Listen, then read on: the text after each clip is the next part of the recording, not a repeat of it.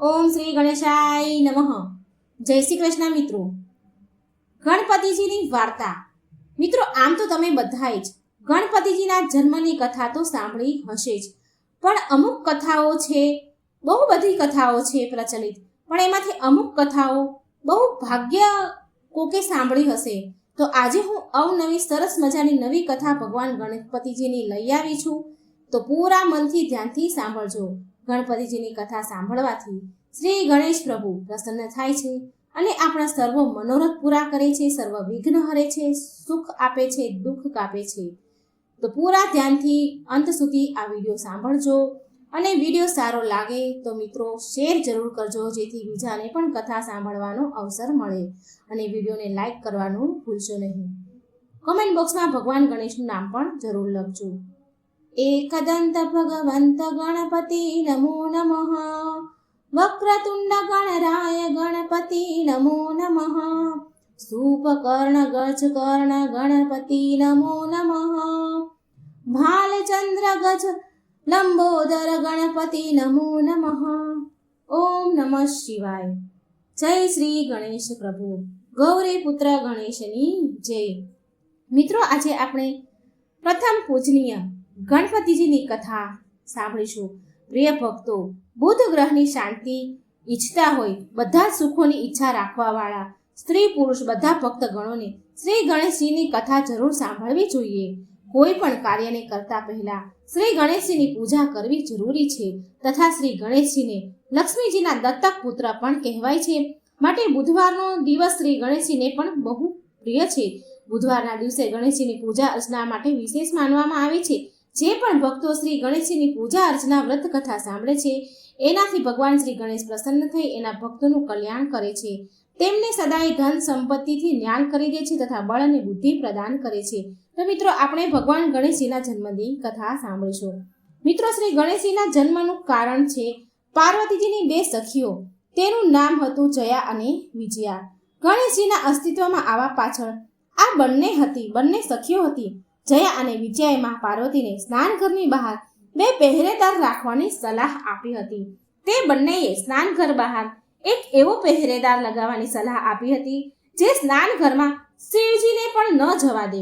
વાત કંઈક એવી હતી કે પાર્વતીજી જ્યારે પણ સ્નાનઘરમાં સ્નાન કરવા જતા તો બહાર કોઈ શિવગણને પહેરેદાર બનાવીને બેસાડી દેતા હતા.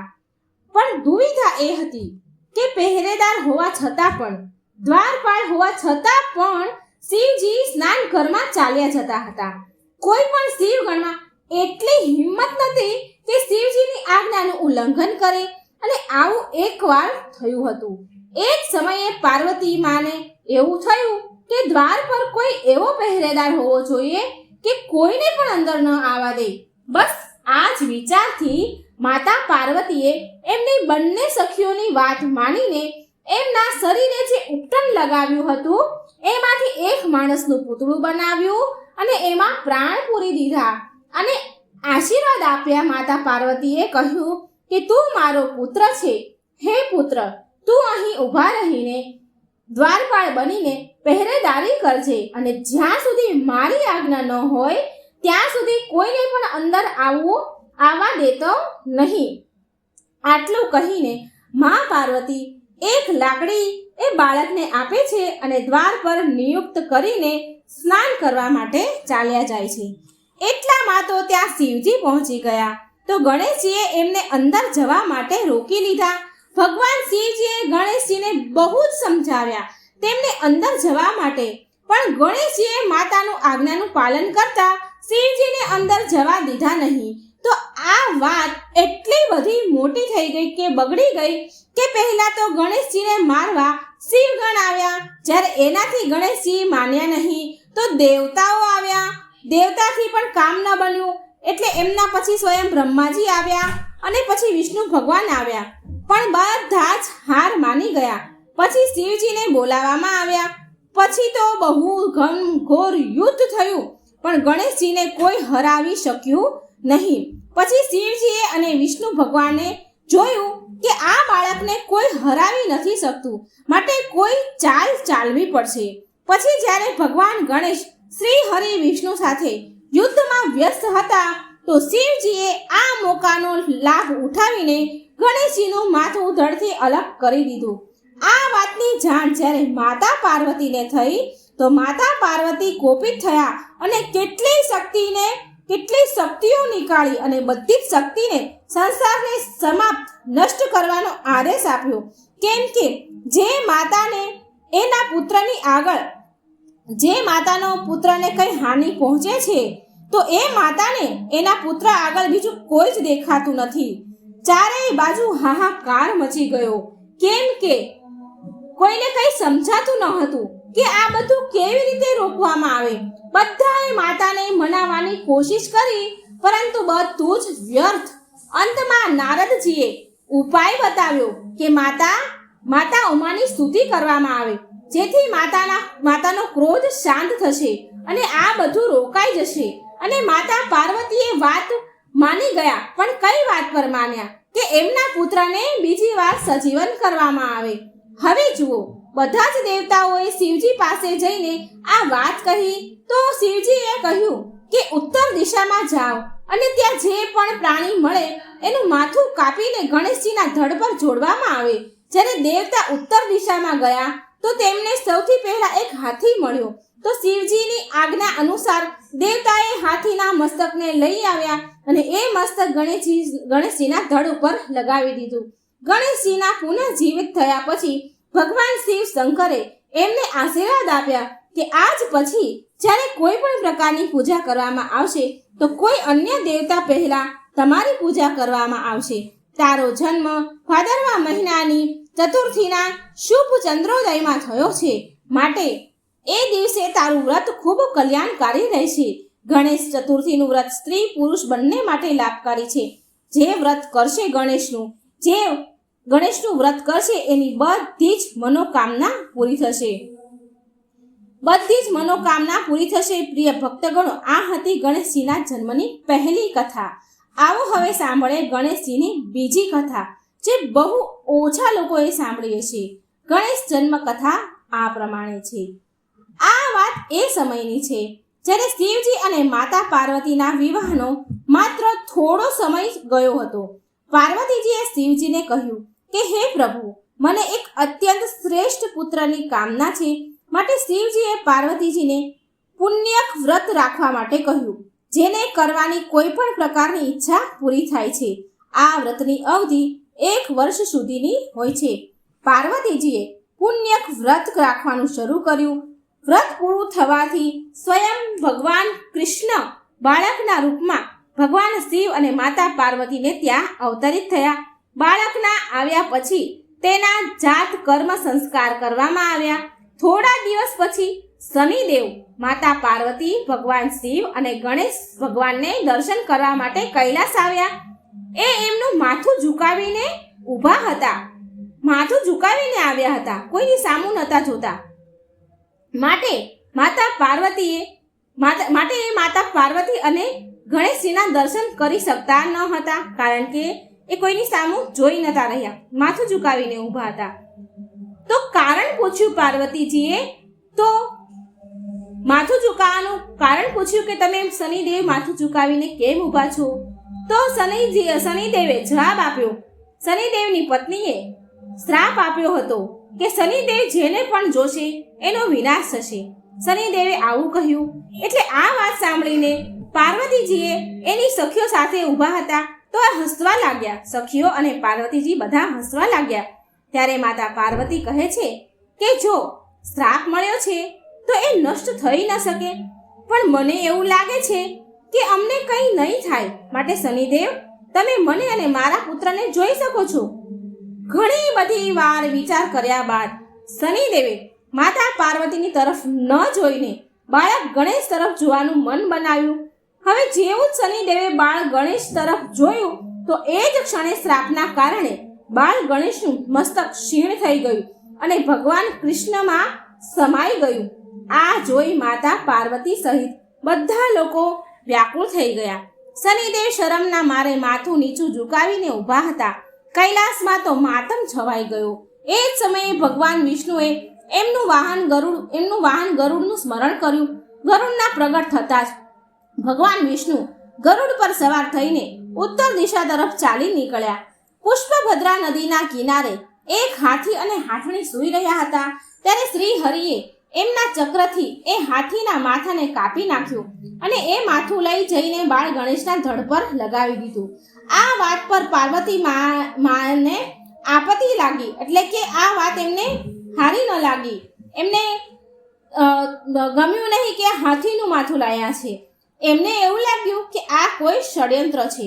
હવે તો એમનો પુત્ર કુરૂપ લાગશે. આવું હાથીનું માથું ધડ સાથે જોડે તો મારો પુત્ર કુરૂપ લાગશે.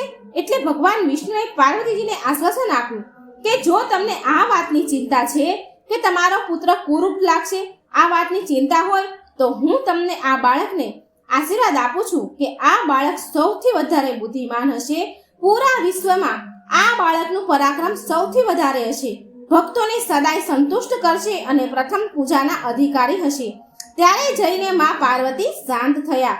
ત્યાર પછી ગણેશજીએ પરશુરામજીએ એક દંત ગણેશ બનાવી દીધા. ગણેશજીને આ કથા તો બધાને જ ખબર હશે. જો નથી ખબર તો હું તમને ટૂંકમાં જણાવી દઉં.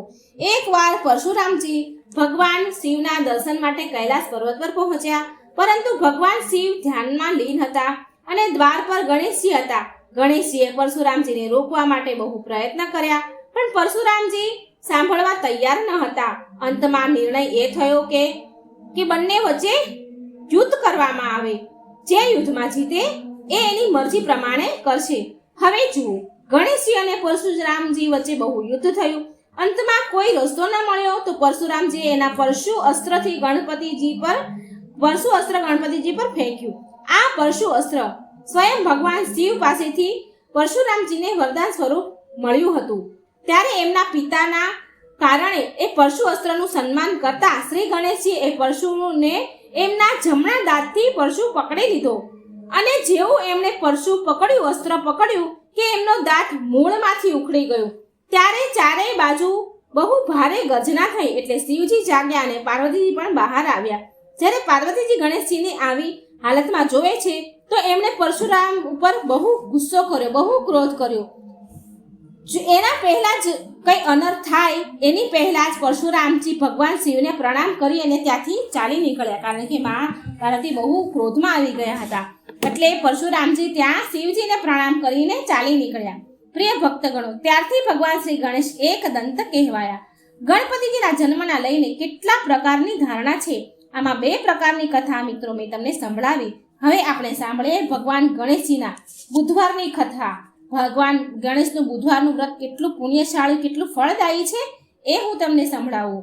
વક્રતુંડ મહાકાય સૂર્યકોટિ સમપ્રભમ નિર્વિઘ્નમ કુરુ મે દેવમ સર્વકાર્યેષુ સર્વદા. એક ગામમાં એક શેઠ રહેતા હતા. એ બહુ ધાર્મિક પ્રવૃત્તિના હતા અને ગણેશજીના અનન્ય ભક્ત પણ હતા.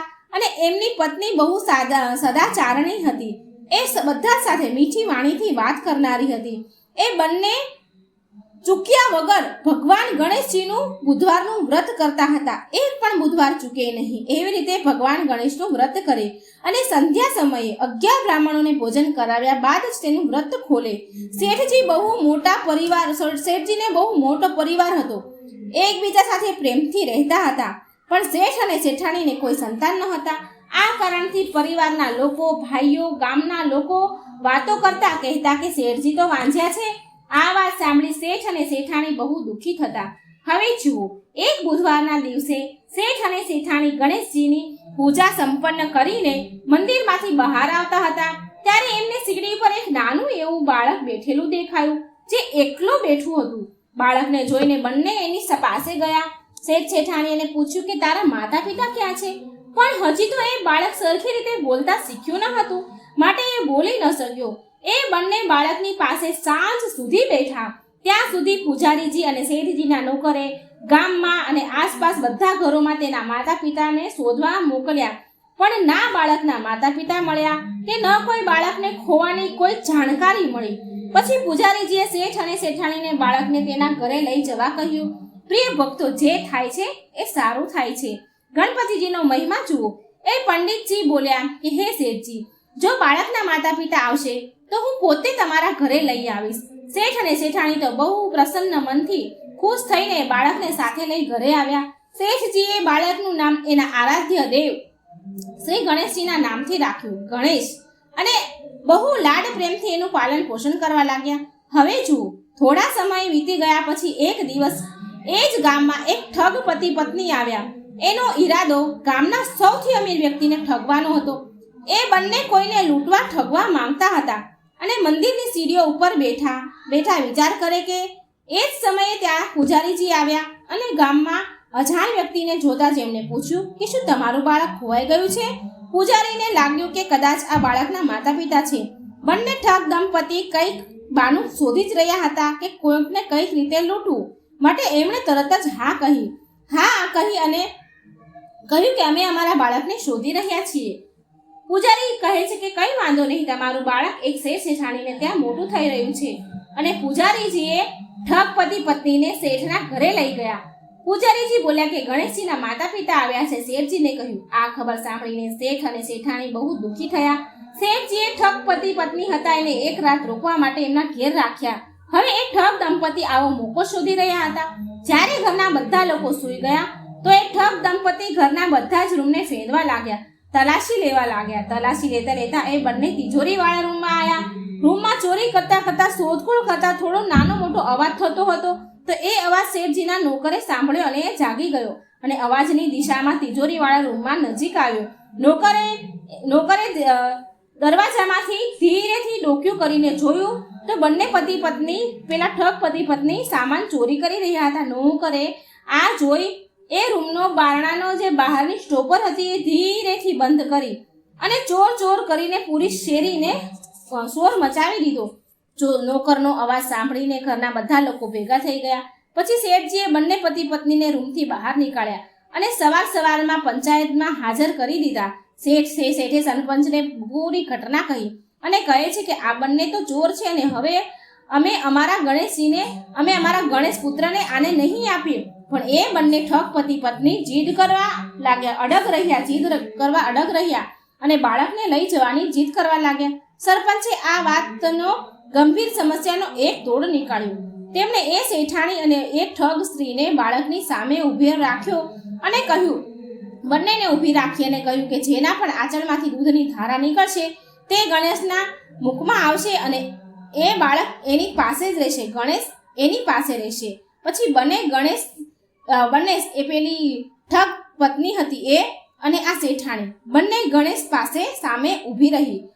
શેઠાણીજી મનમાં ને મનમાં ગણેશજીનું નામ જપ કરવા લાગ્યા. હવે જુઓ, જોતામાં શેઠાણીના આંચળમાંથી દૂધની ધારા ફૂટી અને ગણેશજીના મોઢામાં ગયું અને આવી રીતે બાળક ગણેશ શેઠાણીના ઘરે પુત્રના રૂપમાં હંમેશા માટે રહેવા લાગ્યા. અને એ બંને ચોર દંપતીને ઉચિત દંડ આપવામાં આવ્યો. અને એ જ રાત્રે શેઠાણીના સપનામાં સૂતા હતા ત્યારે સપનામાં ભગવાન ગણેશ આવ્યા અને બોલ્યા કે હે શેઠાણી, તું મારી બહુ ભક્તિ કરે છે. મેં તો તમારી મનોકામના પહેલેથી જ પૂરી કરી દીધી હતી, પરંતુ મારે તો લીલા કરવાની હતી. પૂરા ગામ સામે તમને ગણેશના માતા પિતા બનાવવાના હતા, માટે મેં આ લીલા કરી હતી. જે પણ બુધવારના દિવસે મારું વ્રત કરે છે, મારી કથા કહાની સાંભળે છે, મારું ભજન કરે છે, હું સદાય તેની હરેક મનોકામના પૂરી કરું છું. એને ધન, પુત્ર, વૈભવ, સન્માન, માન, પ્રતિષ્ઠા બધું જ પ્રાપ્ત કરાવું છું. એકવાર પ્રેમથી બોલો ગણપતિ ગજાનંદ મહારાજની જય. ઓમ નમઃ શિવાય. હે શ્રી ગણેશ પ્રભુ, જે પ્રકારે તમે શેઠ શેઠાણીના મનોરથ પૂરા કર્યા એમ જ બધા ભક્તોના મનોરથ પૂરા કરજો. એમને ધન, પુત્ર, વૈભવ, સુખ, શાંતિની પ્રાપ્તિ કરાવજો. હર હર મહાદેવ. ભગવાન ગણેશની એક અન્ય બુધવારની વ્રતની કથા. એકવાર શ્રી ગણેશજી એક શેઠના ખેતરમાંથી જઈ રહ્યા હતા તો તેમણે 12 દાણા અનાજના તોડી લીધા. પછી ગણેશજીના મનમાં બહુ પછતાવો થયો કે મેં તો શેઠને ત્યાં ચોરી કરી છે, મારે એનું ઋણ ચૂકવવું જોઈએ. હવે ગણેશજી શેઠને ત્યાં 12 વર્ષ સુધી નોકર બનીને નોકરી કરવા લાગ્યા. એમનું પ્રાયશ્ચિત કરવા માટે એક દિવસ શેઠાણી રાખથી હાથ ધોઈ રહી હતી. ગણેશજીએ શેઠાણીનો હાથ પકડીને માટીથી હાથ ધોવડાવી દીધા. આમ કરવાથી શેઠાણી બહુ દુઃખી થઈ. હવે શેઠાણીને બહુ ખરાબ લાગ્યું કે આ નોકર તો જો મારો હાથ પકડે છે. શેઠાણીજી શેઠને કહે છે કે આવો કેવો નોકર તમે રાખ્યો છે કે મારો હાથ પકડી લીધો એણે. શેઠે ગણેશજીને બોલાવીને પૂછ્યું કે શેઠાણીનો હાથ કેમ પકડ્યો? તે ગણેશજી બોલ્યા કે મેં તો એક શીખની વાત બતાવી છે શેઠજી. રાખથી હાથ ધોવાથી ઘરની લક્ષ્મી નારાજ થાય છે, ઘર છોડીને ચાલી જાય છે અને માટીથી હાથ ધોવાથી ઘરમાં લક્ષ્મી આવે છે. શેઠજી તો વિચારે છે કે આ ગણેશ તો બહુ સાચો સમજદાર છે, એનો કોઈ વાંક નથી. હવે થોડા દિવસ બાદ કુંભનો મેળો આવ્યો. શેઠ બોલ્યા, ગણેશ, શેઠાણીને કુંભના મેળામાં સ્નાન કરાવી લઈ આવ. હવે જુઓ, શેઠાણી કુંભના મેળામાં સ્નાન કરવા ગયા. શેઠાણી કિનારા પર બેસીને નાહી ધોઈ રહ્યા હતા તો ગણેશજી હાથ પકડીને આગળ ડૂબકી મરાવીને લઈ આવ્યા. ઘરે આવીને શેઠાણીએ શેઠને શિકાયત કરી કે જુઓ, ગણેશ તો મારી ઇજ્જત ન રાખી, બધા જ આદમીઓ વચ્ચેથી મને ઘસીને આગળ પાણીમાં લઈ ગયો અને ડૂબકી મને મરાવી દીધી. તો શેઠજી ગણેશજીને પૂછે છે કે તે આવું કેમ કર્યું? ગણેશજી કહે, શેઠાણી કિનારા પાસે બેસીને મેલા પાણીમાં નાહી રહ્યા હતા, માટે મેં તેમને આગળ લઈ જઈને સારા પાણીમાં ડૂબકી મરાવીને લઈ આવ્યો. આનાથી એમને આગળના જન્મમાં બહુ મોટા રાજા અને રાજપાટ મળશે. શેઠે વિચાર્યું કે ગણેશ તો બહુ સાચો અને સમજદાર છે. હવે જુઓ, એક દિવસ ઘરમાં પૂજા પાઠ હતા, ઘરમાં હવન થઈ રહ્યો હતો. શેઠે ગણેશજીને કહ્યું, જાઓ અને શેઠાણીને બોલાવીને લાવો, પૂજા કરવાનો સમય થઈ ગયો છે. ગણેશજી શેઠાણીને બોલાવવા ગયા તો શેઠાણીજી કાળા રંગની ઓઢણી ચૂંદડી પહેરીને ચાલતા થતા હતા. ગણેશજીએ કાળી ઓઢણી ઉતારી અને ફાડી નાખી અને કહ્યું, શેઠાણીજી, લાલ ચૂંદડી ઓઢીને ચાલો. શેઠાણીને તો બહુ ગુસ્સો આવ્યો, તે રિસાઈને સૂઈ ગઈ. શેઠ આવીને પૂછે કે, અરે ભાગ્યવાન, પૂજા કરવાનો સમય વીતી જાય છે અને તું અહીં સૂતી છો, શું વાત છે? ત્યારે શેઠાણી બોલ્યા કે તમારો આ નોકર બહુ બદતમીઝ છે, ખરાબ છે. એણે આજે હદ પાર કરી દીધી. એણે આજે મારી ચૂંદડી ફાડીને ફેંકી દીધી.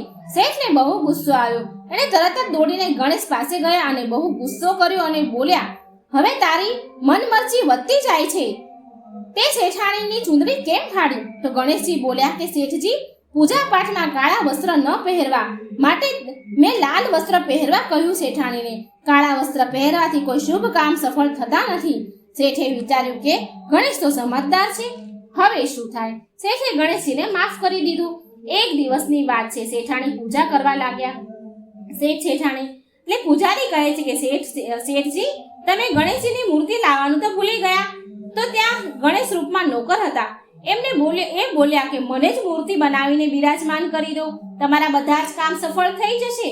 પ્રિય ભક્તો, આ વાત સાંભળીને શેઠને બહુ ગુસ્સો આવ્યો અને બોલ્યા કે તું તો આજ સુધી શેઠાણી સાથે મજાક કરી રહ્યો હતો અને હવે મારી સાથે મજાક કરવાનું લાગ્યો તું. ગણેશજી બોલ્યા, હું મજાક નથી કરતો, હું સાચું કહું છું. એટલામાં ગણેશજીએ તેમનું અસલ રૂપ પ્રગટ કર્યું અને અસલ ગણેશજીના રૂપમાં આવી ગયા. શેઠ અને શેઠાણી ગણેશજીની માફી માંગી અને પૂજા કરી. તેમના દર્શન પામી ધન્ય થઈ ગયા અને પૂજા થતાની સાથે જ ગણેશજી ત્યાંથી અંતર ધ્યાન થઈ ગયા. શેઠ શેઠાણીને બહુ દુઃખ થયું. તેમને દુઃખ લાગ્યું. તે કહેતા કે આપણા ઘરે તો સ્વયં ગણપતિજી રહેવા આવ્યા હતા અને આપણે એની જોડે આટલું બધું કામ કરાવ્યું. પ્રિય ભક્તો, આ ચિંતામાં શેઠ અને શેઠાણી ખાધા પીધા વગર જ સૂઈ ગયા. ગણપતિજી સપનામાં આવીને શેઠને કહે છે કે હે શેઠ શેઠાણી, તમારા ખેતરમાંથી મેં 12 અનાજના દાણા તોડી લીધા હતા. એનું ઋણ ચૂકવવા માટે મેં તમારે ત્યાં કામ કર્યું. શેઠજીને કરોડોનું ધન સંપત્તિ મળ્યું. પહેલા કરતાં પણ વધારે સર્વસંપન્ન પુત્રવાન થયા અને વૃદ્ધ અવસ્થામાં પૌત્રોને રમાડતા તે અંતમાં સ્વર્ગ ગયા. શ્રી ગણેશજી મહારાજ જેવું શેઠજીને ફળ્યા એવા સૌને ફળજો. વાર્તા સાંભળનાર, કહેનાર, હોકાણો ભરનાર બધાને જ ફળજો. બધાની જ મનોકામના પૂરી કરજો. સર્વ લોકોના દુઃખ દૂર કરજો. વિઘ્ન હરજો પ્રભુ. બળ અને બુદ્ધિ આપજો. સૌનું સારું કરજો. જય શ્રી ગણેશ. મિત્રો, વાર્તા સારી લાગે તો વિડીયોને લાઈક કરજો, શેર કરજો અને આ ચેનલને સબસ્ક્રાઈબ જરૂર કરી દેજો. ગણપતિજી અને એક કંજૂસ સ્ત્રીની આ વાર્તા છે. ઓમ શ્રી ગણેશાય નમઃ. શ્રીચંદ નામનો એક વ્યક્તિ ભગવાન ગણેશનો બહુ મોટો ભક્ત હતો. તે ભગવાન ગણેશના બુધવારનું વ્રત રાખે. તો એક દિવસ રાતે સૂઈ રહ્યા હતા ત્યારે ભગવાન ગણેશ તેના સપનામાં આવ્યા અને કહે છે કે ભક્ત શ્રીચંદ, તું મારા બુધવારના વ્રત અને પૂજા સાચા હૃદયથી કરે છે તો મારી એવી ઈચ્છા છે કે હવે આવતા બુધવારના દિવસે એક બાળકને જમવા માટે આમંત્રિત કરજે અને તેને પ્રેમથી ભોજન કરાવજે. આમ કરીશ એટલે તારા ઘરમાં સુખ, સમૃદ્ધિ અને શાંતિનો વાસ થશે. આમ કહીને ભગવાન અંતર ધ્યાન થઈ ગયા. બીજા દિવસે સવારે શ્રીચંદ ઉઠ્યો ત્યારે આ સપનાની વાત તેની પત્ની નિર્મલાને કહી. શ્રીચંદની પત્ની નિર્મલા સ્વભાવથી બહુ કંજૂસ હતી. ક્યારે પણ કોઈને દાન પુણ્ય કરતી નહીં. એટલે નિર્મલા કહે છે અરે શ્રીચંદને કહે છે કે શ્રીચંદને, અરે તમે પણ શું સપનાઓમાં વિશ્વાસ કરો છો? અરે આમ બાળકોને જમાડવાથી જો સુખ સમૃદ્ધિ આવે તો આપણા ભર્યા ભંડાર હોત ને. જો તમે કહો છો એ પ્રમાણે જો દાન પુણ્યનું કાર્ય કરતા રહીશું તો જે થોડું ઘણું ઘરમાં છે ને એ પણ લૂંટાઈ જશે. આ સાંભળી શ્રીચંદ બોલ્યા, અરે નિર્મલા, એક જ બુધવારની તો વાત છે, એક બાળકને જ તો જમાડવાના છે. એક થાળી જો કોઈને જમાડી પણ દઈશું તો તારું શું બગડી જશે? એટલે નિર્મલા બોલી, ઠીક છે, બુધવાર તો આવવા દો, ત્યારે જોયું જશે. પણ શ્રીચંદને ખબર હતી કે નિર્મલા ફરીથી આ કાર્ય માટે આનાકાની કરશે જ. માટે ફરી શ્રીચંદ નિર્મલાને યાદ અપાવે છે, નિર્મલા, કાલે બુધવાર છે હો, તને યાદ છે ને? કાલે આપણે ભગવાન ગણેશના નામનું ભોજન કરાવવાનું છે એક બાળકને. તું એક કામ કરજે, કાલે કોઈ નાના બાળકને જમવા માટે આમંત્રણ આપી દેજે, આપણે તેને પ્રેમથી ભોજન કરાવીશું. નિર્મલા કંજૂસ અને ચતુર એટલે મનમાં ને મનમાં વિચારે છે કે કોઈ એક જ છોકરાને ખવડાવવાનું છે ને, છોકરું ચાહે મોટું હોય કે નાનું હોય, મતલબ તો જમાડવાનો છે. જો હું કોઈ નાના એવા બાળકને જમાડીશ તો એ ઓછું જમશે અને મારું ખાવાનું બચી જશે. સાંજના સમયે મેદાનમાં બહુ બધા બાળકો રમતા હોય છે, ત્યાં જઈને જોઈશ અને એક છોકરાને જમવા બોલાવી આવીશ. અને આ તરફ ભગવાન ગણેશ કૈલાસ પર બધું જ જોઈ રહ્યા છે અને નિર્મલાની મનોવૃત્તિ જાણી લે છે અને કહે છે કે અચ્છા, એક નાના એવા બાળકને જમાડવા માટે નિર્મલા તું આટલું બધું વિચારી રહી છે. હવે તો મારે પરીક્ષા કરવી જ પડશે, હવે તો મારે લીલા કરવી જ પડશે. મારા નામનું જ ભોજન છે, હું પાછળ કેમ હટું? મને જ આમંત્રણ છે. સાંજના સમયે મેદાનમાં છોકરાઓ રમી રહ્યા હોય છે એટલે નિર્મલા મેદાનમાં સૌથી નાનું બાળક હોય તેને શોધવા લાગી. એટલે કૈલાસ પર્વત પર ગણેશજી વિચારે છે કે હવે મારે નાના બાળકનું રૂપ લેવું પડશે. નિર્મલા નાના બાળકને શોધી રહી છે અને મનમાં ને વિચારે છે કે અહીં તો બહુ બધા છોકરાઓ રમી રહ્યા છે, અહીં નાનું છોકરું કેવી રીતે શોધવું? આ તરફ ભગવાન ગણેશ નાના એવા બાળકનું રૂપ લે છે અને ધરતી પર આવ્યા અને મેદાનમાં બાળકો સાથે રમવા લાગ્યા. હવે નિર્મલાને આ નાનું બાળક દેખાઈ ગયું જે ભગવાન બનીને આવ્યા હતા. એટલે નિર્મલા તે નાના બાળક પાસે આવી અને બોલી કે સાંભળ બેટા, તું કાલે મારા ઘરે ખાવા આવી શકીશ? હું તને ભોજન માટે આમંત્રણ આપવા આવી છું. અહીં નજીક જ મારું ઘર છે, તારા ઘરે પૂછીને આવી જજે. એટલે ગણેશજીના રૂપમાં ભગવાન બોલ્યા, સારું માં, હું કાલે જમવા માટે આવી જઈશ. અને નિર્મલા તો મનમાં બહુ ખુશ થઈ ગઈ કે સારું છે, આ નાનું એવું બાળક છે, કેટલું ખાવાનું, થોડું એવું તો જમશે, મારું કામ સરળ થઈ ગયું. બીજા જ દિવસે ભગવાન ગણેશ નાના બાળક બનીને નિર્મલાના ઘરે આવ્યા અને નિર્મલાએ તે બાળકને 2 પૂરી, થોડો શીરો, થોડું શાક અને થોડી ખીર પીરસી દીધી. ગણપતિજી તો ફટાફટ એ બધું ખાઈ ગયા.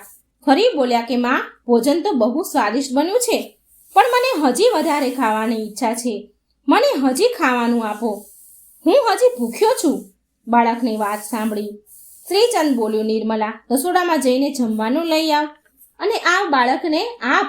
લાગે છે જમવાનું બહુ સરસ છે, સ્વાદિષ્ટ છે. નાના બાળક તો ભગવાનનું રૂપ હોય છે. આ બાળકને આપણા દ્વારા પીરસેલું ભોજન ભાવ્યું છે, આ તો આપણા માટે બહુ ખુશીની વાત છે.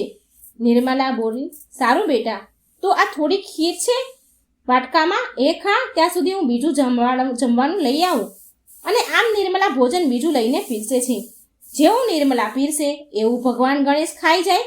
આમ જેટલું નિર્મલાએ બનાવ્યું હતું એ બધું જ શ્રી ગણેશ ખાઈ ગયા, બધું જ ભગવાન ખાઈ ગયા. અને ફરી નિર્મલાને કહે છે ગણપતિજી, માં, હજી ભૂખ્યો છું, મને ખાવા આપો.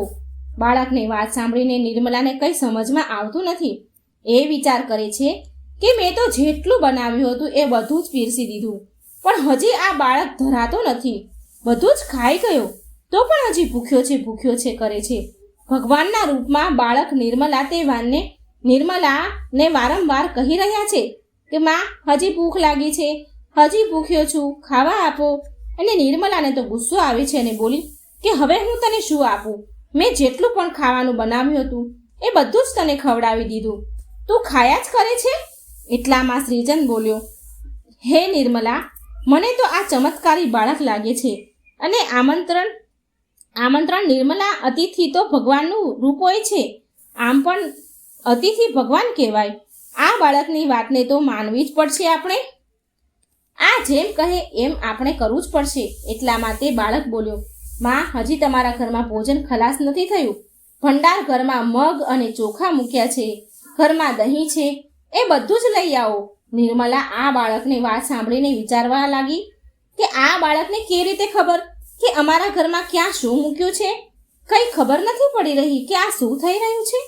મને તો આ બાળક પર બહુ ગુસ્સો આવે છે. બહુ ખવડાવી દીધું, બધું જ ખાઈ ગયો, હજી ખાયા જ કરે છે. ભગવાનના રૂમમાં બાળક બોલે છે કે જે ઘરમાં જે દાળ હોય, જે ચોખા હોય તે બધું જ લઈ આવો માં. નિર્મલા તો ઘરમાંથી કાચી દાળ, લોટ, ચોખા, મગ જે પણ મૂકે છે તે બધું જ ખાઈ જાય છે. ભગવાન ફરી નિર્મલાને કહે છે, માં, તમે ભંડાર ઘરમાં જે ઘઉંની બોરી મૂકી છે તે પણ લઈ આવો. નિર્મલા તો તે બાળક જેમ તેમ ખાય તેનો જીવ જાય છે. એ બાળક બધું ખાયા કરે, નિર્મલાનો જીવ જાય અને બડબડાટ કરતી ગુસ્સે થતી, બધું જ આપતી જતી હતી. ગુસ્સામાં આપતી હતી. મનમાં બોલે કે અરે, આ બાળક છે કે કોઈ ભૂત જેને હું ઘરમાં લઈ આવી છું? હું તો નાનું બાળક સમજીને લાવી હતી કે ખીર ખાશે તો કેટલી ખાશે, થોડુંક એવું તો ખાશે, પણ આ તો બધું સાફ કરી જશે. હે રામ, હું હવે શું કરું? નિર્મલા તો શ્રીચંદ પર ગુસ્સો કરે છે. તે કહે છે કે જમાડો હજી બાળકને, એટલે બધું સાફ થઈ જાય, આપણા ભંડાર ખાલી થઈ જાય. શ્રીચંદને ખબર પડી જાય છે કે આ કોઈ સાધારણ બાળક નથી. શ્રીચંદ હાથ જોડીને ભગવાનને પ્રાર્થના કરે છે અને બોલે છે કે પ્રભુ, હું તમને ઓળખી ગયો છું કે તમે આ નાના બાળકના રૂપમાં નિર્મલાને સંદેશ આપવા માંગો છો. પણ નિર્મલા હકીકતમાં ગભરાઈ ગઈ. પ્રભુ, તમે અમને માફ કરો, ક્ષમા કરો. નિર્મલા તો રડવા જ લાગી. જ્યારે નિર્મલા ઘરમાંથી બધું જ ખવડાવી દે છે અને કશું જ પણ નથી રહેતું, અન્નનો દાણો પણ નથી રહેતો, ત્યારે ભગવાન શ્રી ગણેશ પ્રગટ થયા. ભગવાનને જોઈને શ્રીચંદ હાથ જોડીને પગે લાગે છે અને નિર્મલા પણ બાળકથી ભગવાન થયા એટલે એ પગે લાગે છે. આ જોઈને એ ચોંકી ગઈ. બાળકમાંથી શ્રી ગણેશ ભગવાનનું સ્વરૂપ થયું. એ આશ્ચર્ય પામી. ભગવાન ગણેશ નિર્મલાને કહે છે કે માં, ભોજન જમાડવામાં કેમ કંજૂસી કરો છો? તમારે તો માત્ર એક બાળકને જમાડવાનો હતો અને એમાં પણ તમે સૌથી નાનું બાળક હોય તેને જમાડવાનું વિચાર્યું, જેથી તે વધારે ન જમે. બસ આ માટે મેં બાળકના રૂપમાં તમને શિક્ષા આપી. ક્યારેય પણ કોઈ અતિથિને ભોજન માટે આમંત્રણ આપો, સાચા હૃદયથી, કોઈ કપટ વગર ભોજન પીરસો અને જમાડો. પ્રેમપૂર્વક દાન પૂન કરવાથી ઘરમાં સુખ, સમૃદ્ધિ, ધન, વૈભવ, અન્નના ભંડાર ભર્યા રહે છે. ભગવાનની વાત સાંભળી નિર્મલા માફી માંગવા લાગી. પ્રભુ, મને ક્ષમા કરી દો. હું ક્યારે પણ કંજૂસી નહીં કરું. સદાય ઈચ્છા શક્તિ પ્રમાણે દાન પુણ્ય કરીશ અને અતિથિ મહેમાનોને જમાડવામાં ક્યારેય કંજૂસી નહીં કરું. પછી ભગવાન ગણેશ શ્રીચંદ અને નિર્મલાને આશીર્વાદ આપે છે. જેટલું પણ ભગવાને ખાધું હતું એના 4 ગણું પાછું કરીને આપે છે. રસોડામાં મૂકી દીધું અને ભગવાન ગણેશ જતા સમયે નિર્મલાના ઘરની જમીન પર એક લાત મારી. એનાથી એક સુંદર મહેલ બની ગયો. શ્રીચંદને તેની ભક્તિનું ફળ મળી ગયું અને નિર્મલાને શીખ મળી ગઈ. તો મિત્રો, આ હતી સરસ મજાની શ્રી ગણેશ ભગવાનની વાર્તા. જો તમને વાર્તા સારી લાગે તો લાઈક કરજો, શેર કરજો અને આ ચેનલને સબસ્ક્રાઈબ જરૂર કરજો. ગણપતિ દાદાની ખીરની આ વાર્તા છે. જ્યારે ગણેશજી બાળક બનીને પહોંચી ગયા એક ઋષિમાના ઘરે, પછી શું થયું તો ચાલો સાંભળીએ.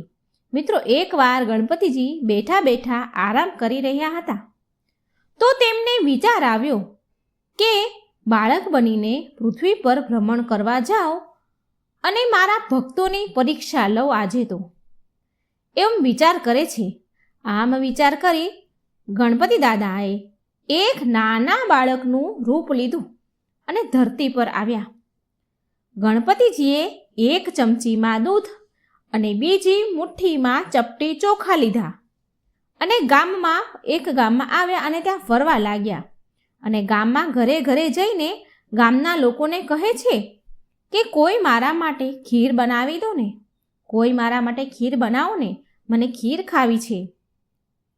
પણ તે બાળક સ્વરૂપ ગણપતિજીની વાત કોઈ સાંભળતું જ નથી અને બધા જ તે બાળકની હસી ઉડાવે છે અને કહે છે કે શું આ એક ચમચી દૂધની કંઈ ખીર બને?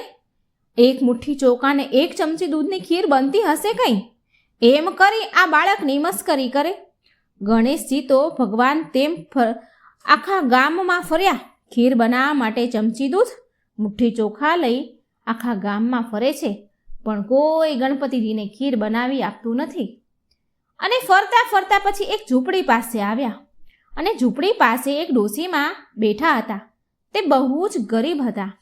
તે ડોશીમાએ આ બાળકનો અવાજ સાંભળ્યો કે બધા પાસે તે ખીર બનાવવા માટે કહે છે, પણ કોઈ બનાવી નથી આપી રહ્યું. એટલે એ ડોશીમાએ આ બાળકનો અવાજ સાંભળી અને કહે છે, ડોશીમા બાળકને એની પાસે બોલાવે છે અને કહે છે, લાવ બેટા, હું તને ખીર બનાવી આપું. તે ડોશીમા ઝૂંપડીમાં ગયા એના ઘરમાં ખીર બનાવવા માટે. તેના ઘરમાં એક નાનું એવું વાસણ હતું, નાનું એવું તપેલું હતું.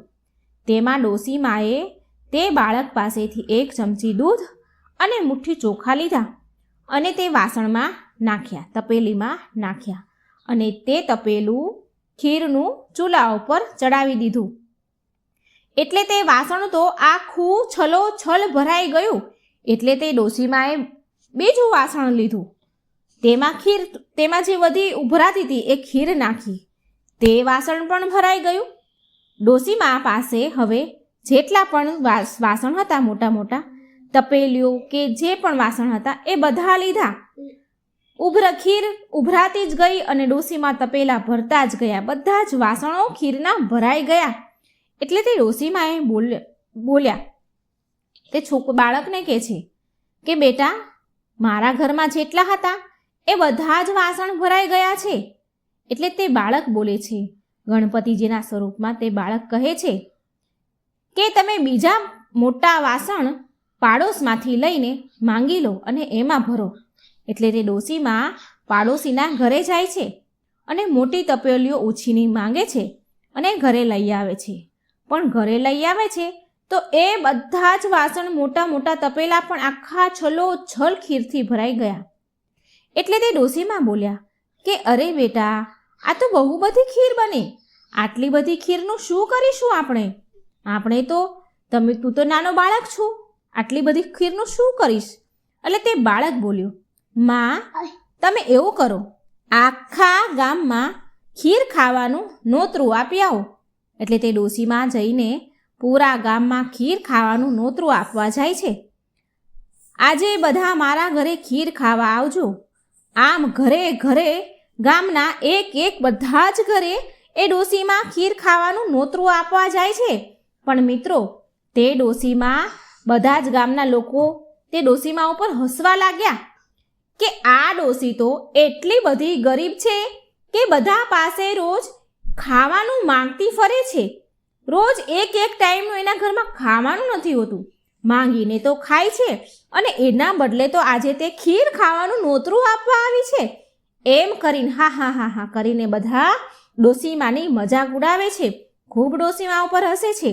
અને ઘણા લોકો એવું બોલે છે, મજાક ઉડાવતા કહે છે કે તેના ઘરે ખીર ખાવા જઈએ. તે ખીર કેવી ખવડાવશે એ આપણે જોઈએ. આપણે ઘેરથી જમીને જ જઈશું, નહીં તો ભૂખ્યું જ રહેવું પડશે. એ શું ખીર ખવડાવવાની હતી? અને ઘણા લોકો એવું કહે છે, અરે ખાવાનું તો ઘરે આવીને પણ ખાઈ લેવાય ને. આજે આપણે જોવા તો જઈએ કે આ ડોશીએ કેવી ખીર બનાવી છે ને કેવી ખીર ખવડાવે છે. આપણે પહેલાં જઈશું, નહીં મળે તો ઘરે આવીને ખાઈશું. આવું લોકો વાતો કરે છે. જેવી જ તે વૃદ્ધ ડોશીમાં ખીર ખાવાનું નોતરું આપવા માટે ગયા તો તેની વહુએ પાછળથી એવું વિચાર્યું, ખબર નહીં મારી માટે આ ખીર વધશે કે નહીં. મારા સાસુ તો આખા ગામમાં નોતરું આપવા ગયા છે, આ ખીર વધે નહીં. એટલે તેની વહુએ કાંસાની થાળી લીધી અને ખીર નાખી અને બોલી, જય હો ગણેશ મહારાજ, તમને ભોગ લાગે. આમ બોલી તેણે ખીર ખાવાનું શરૂ કરી દીધું. ડોશીમાં તો નોતરું આપવા ગયા અને પછી પેલીએ પાછળથી ભગવાન ગણેશજીનું નામ લઈને ખીર ખાધી. અને પછી આખા ગામના બહુ બધા લોકો ખીર ખાવા માટે ઘરે આવે છે. ડોશીમાં બધાને ખીર પીરસે છે. બધાએ તો પેટ ભરી ભરીને ખીર ખાધી. એટલી મજા લઈ લઈને ખીર ખાધી અને જમીને ઘરેથી આવ્યા હતા તે લોકો તો બહુ પછતાણા. જ્યારે બધા ખીર ખાઈને ચાલ્યા ગયા તો વૃદ્ધ ડોશીમાં બોલ્યા કે ચાલ બેટા બાળક, હવે આપણે પણ ખીર ખાઈ લઈએ, આપણે પણ જમી લઈએ. ત્યારે તે બાળક રૂપમાં ભગવાન બોલે છે કે માં, મને તો ભોગ લગાવી દીધો છે, મેં તો ખીર પહેલાં જ ખાઈ લીધી છે. ત્યારે તે વૃદ્ધ ડોશીમાએ કહ્યું, બેટા તે ક્યારે ખીર ખાધી? મેં તો તને ખીર ખાતા જોયો જ નહીં. ત્યારે બાળક કહે છે, માં, જ્યારે તમારી વહુ સૌથી પહેલાં કાંસાની થાળીમાં ખીર લઈને બેઠી હતી, ખીર ખાવા બેઠી હતી, તો તેમણે પહેલાં જ કહ્યું કે ગણેશજી તમને ભોગ લાગ્યો. ત્યારે તે વૃદ્ધ ડોશીમાં બોલ્યા કે બેટા તું ગણેશ છો? તું ગણપતિ છો શું? ત્યારે તે બાળક બોલ્યો, હા માં, હું જ ગણેશ છું. આ સાંભળીને વૃદ્ધ ડોશીમાં તો ખુશ થઈ ગયા અને એની આંખોમાંથી તો આંસુડા વહેવા માંડ્યા. એ ગદગદ થઈ ગયા, ભગવાનના ચરણે પડ્યા, પગે લાગ્યા. ગણેશજીએ તેને ખૂબ આશીર્વાદ આપ્યા અને તેને ત્યાંથી જતાં ગણેશજીએ તેની ઝૂંપડી ઉપર લાત લગાવી, એક લાત મારતા ગયા અને એનાથી તેની ત્યાં એક મોટો ભવ્ય મહેલ બની ગયો. નોકર ચાકર આવી ગયા, ધનના ભંડાર ભરાઈ ગયા, અન્ન ધનના ભંડાર ભરાણા. તો આ બાળ સ્વરૂપ ગણેશજીની વાર્તા હતી. હે ગણપતિ દાદા, જેવી રીતે તમે તે વૃદ્ધ ડોશીમા પર કૃપા કરી, તેવી તમારા ભક્તો ઉપર વાર્તા સાંભળનાર, કહેનાર, હોકારો ભરનાર બધા જ ઉપર તમારી એવી કૃપા વરસાવજો. જય ગણપતિ દાદા વિઘ્નહર્તા દેવની જય હો. જય શ્રી કૃષ્ણ. મિત્રો, જો મારી વાર્તા સારી લાગે તો મારી ચેનલને લાઈક, સબસ્ક્રાઈબ અને શેર જરૂર કરજો. જય શ્રી કૃષ્ણ. રાધે રાધે. Thank you.